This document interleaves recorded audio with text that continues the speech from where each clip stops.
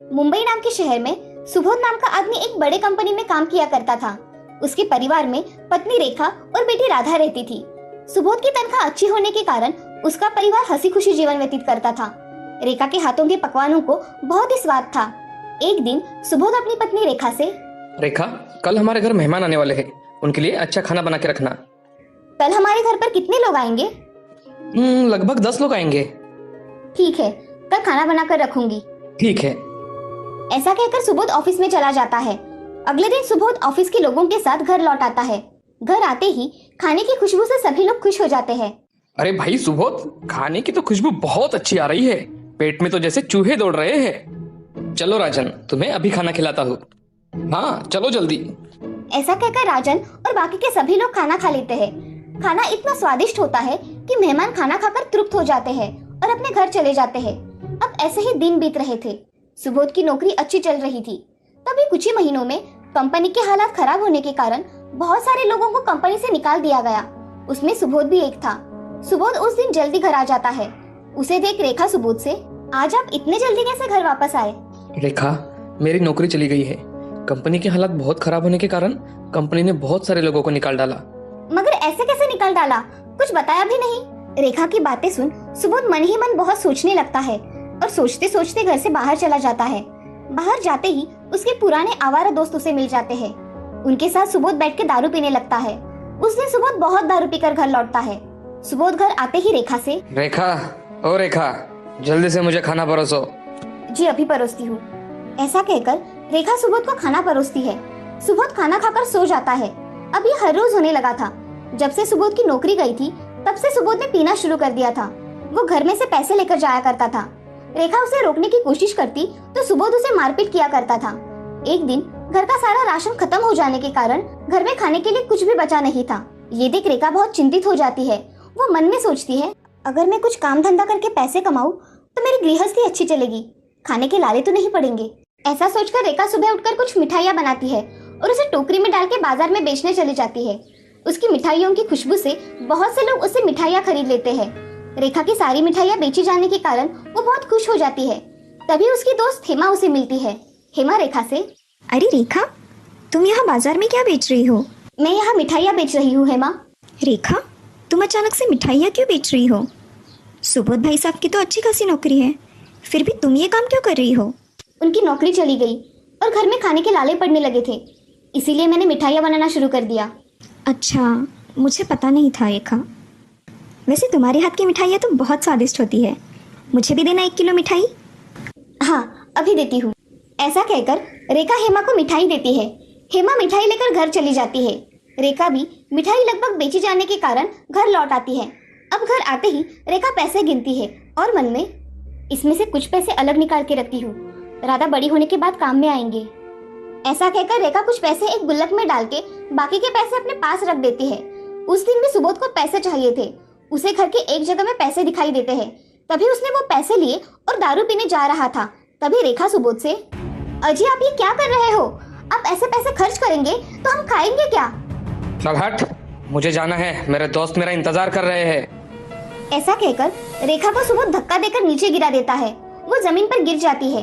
ये देख राधा उसके पास चली आती है। माँ, तुम्हें पिताजी ने ऐसे धक्का क्यों दिया? राधा, मेरा ही ध्यान नहीं था, इसीलिए मैं गिर गई। चलो हम खाना खा लेते हैं। हाँ माँ, चलो। ऐसा कहकर राधा और रेखा घर में चले जाते हैं। घर में जाकर राधा और रेखा खाना खा लेती है। खाना हो जाने के बाद दोनों सो जाती है। उस दिन से सुबोध को जुआ खेलने की आदत पड़ गई। उसकी वजह से सुबोध ने सारे पैसे गंवा डाले और उसने खुद का रहने का घर भी वहाँ पे बेच डाला। नशे की हालत में वो क्या करता उसे कुछ भी समझ में नहीं आता था। अब एक दिन एक आदमी उसके घर आकर, अरे सुबोध, ये घर खाली करो भाई, और कितने दिन रहोगे मेरे घर में? आप ये क्या कह रहे हो भाई साहब? हमारे ही घर से हमें ही निकलने के लिए कह रहे हो? बहन जी, ये घर मेरा है। तुम्हारे पति ने मेरे नाम पे करवा दिया है ये घर। तुम्हारे पति ने इसके बदले में मुझसे पैसे लिए थे। जुए में हार गया होगा तुम्हारा पति वो पैसे। रेखा ये सब सुन चुप हो जाती है और उस आदमी से, मुझे माफ कर दीजिए, मुझे पता नहीं था कि मेरे पति ने ये घर भी बेच डाला। मुझे कल तक का समय दीजिए, मैं आपका घर खाली कर दूंगी। ऐसा कहकर रेखा घर में चली जाती है। उसकी आंख में से आंसू बहने लगे थे। अगले ही दिन रेखा अपना सामान लेकर घर छोड़कर चली जाती है। अब ये सब उसकी सहेली सुषमा देख रही थी। दोनों में गहरी दोस्ती थी। सुषमा रेखा से, अरे रेखा, तुम ये सब सामान लेकर कहाँ जा रही हो? हम ये घर छोड़ के जा रहे हैं। अब ये घर हमारा नहीं है। तुम कहाँ जा रही हो रेखा?